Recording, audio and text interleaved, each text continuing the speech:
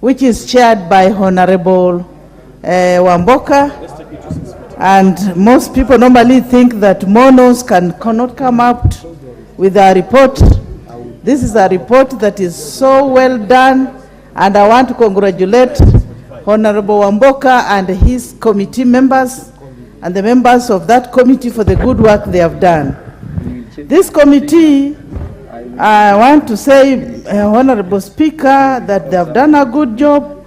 They have handled several government bodies, institutions, and they have come up with a very good report, which we are discussing now.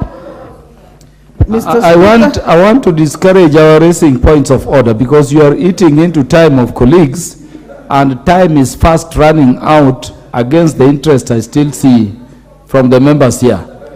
Unless it is critical, like Parliament is going to ban, Honorable Kimilio, I would request you abandon. If it is so serious, please proceed. Thank you, Mr. Speaker. Mr. Speaker, this is very important. We have been here since 2, Mr. Speaker. Can I move that we speak for all the 5 minutes, so that every member can get a chance to contribute? Because it's very important. In terms of procedures of the House, that can only be moved at the beginning of the motion. But I would request members, out of your courtesy for one another, if you can consolidate, even within 3 minutes, let the members who have been waiting also speak. Proceed, Honorable Beatrice Adaghala. Thank you, Mr. Speaker, sir, and even he has wasted my time. I could be through, because you're wasting time with orders for what?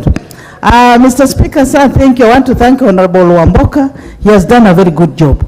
This coming from Amolo, I'm very sure, Mr. Speaker, sir, if encouraged, they are now going to prove to those who the so-called who normally say they are ranking members. Congratulations, Honorable Wamboka.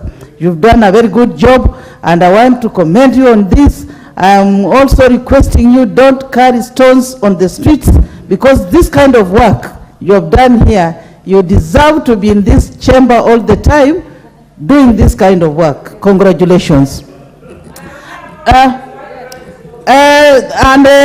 Mr. Speaker, sir, protect me from Gesa. You are a senior high-ranking member. Please give me time to speak. You are protected under the. You have spoken in this chamber for many years.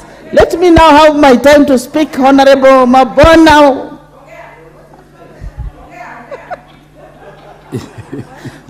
Mr. Speaker, sir, she's making me get confused. What is the relationship between Honorable Beatrice Adaghala and Honorable Adhiambo? You know, Mr. Speaker, sir. I want to speak here. Honorable Adhiambo, two people cannot speak in Parliament at the same time. Honorable Adaghala will speak with your silence. Mr. Speaker, sir, thank you. I know she's overexcited. She's my aunt. I'm uncle to the Subas. So she is very happy to see the daughter speaking and taking over from her, because I know with her, she's now handing over the mantle to me. And I've now known the time she comes to Parliament, I'll be always in this chamber at this time, so that you see the mother versus the daughter. Thank you, Mr. Speaker. Let me go back to this report. This is a very well done report, and I want to recommend it. I want to see the officers, like the Public Procurement Act, being followed to the latter. Let these officers not float rules. We have seen, Mr. Speaker, most of these officers are floating rules and making Kenya or the government lose a lot of money.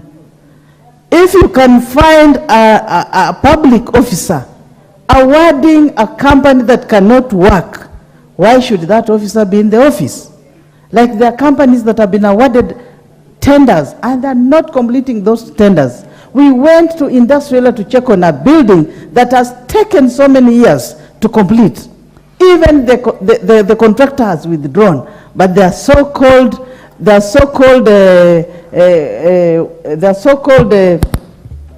these people, consultants.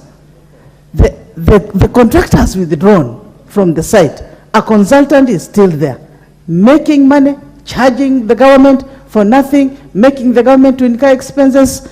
I think these oversight groups, these oversight committees, if they can be serious, Mr. Speaker, sir, and be followed, I'm sure we are going to save money as a country and it will improve our economy. I want to commend the all committees that are oversighting these parastatals, government officers, to be very keen on the auditor's reports, because we have seen so far there are several organizations that have embezzled the funds, stolen money through poor tendering processes. They cannot follow the public acts of 2015. They're just doing their own things. Mr. Speaker, sir, it's high time the oversight committees take charge of these organizations, work on the auditors, the general auditors' reports. Some of the companies or the organizations that have gone against the rules, the people in charge should be surcharged if the government is going to lose money in this kind of manner, Mr. Speaker, sir. The way I've told you, we went to another government institute here in Australia. The contractor has left. Why do we have the consultant on the site? Mr. Speaker, sir, I want to ask the people responsible for oversight, instead of us, or instead of my Aunt Millie Adhiambo being on the street, she's a renowned lawyer and a senior for you, she should be in this house and assist with matters of oversight. Once the government is put on checks and balances, I'm very sure we shall save a lot of money. There will be no corruption. Everything will be, the government will be working and the opposition will be working. Therefore, Mr. Speaker, sir, I want also to leave time for my aunt, and I know she's going to talk here, and I'll be oversighting her as she talks. So thank you, Mr. Speaker. I want to leave on this. I support Wamboka and the committee. Keep up, Honorable Wamboka, and as a party leader of ANC, I'm welcoming you in ANC. I don't want you to be independent. Thank you.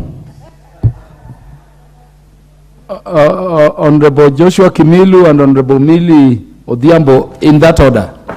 And I would request you do 3 minutes so that we can proceed to the next slide. Thank you.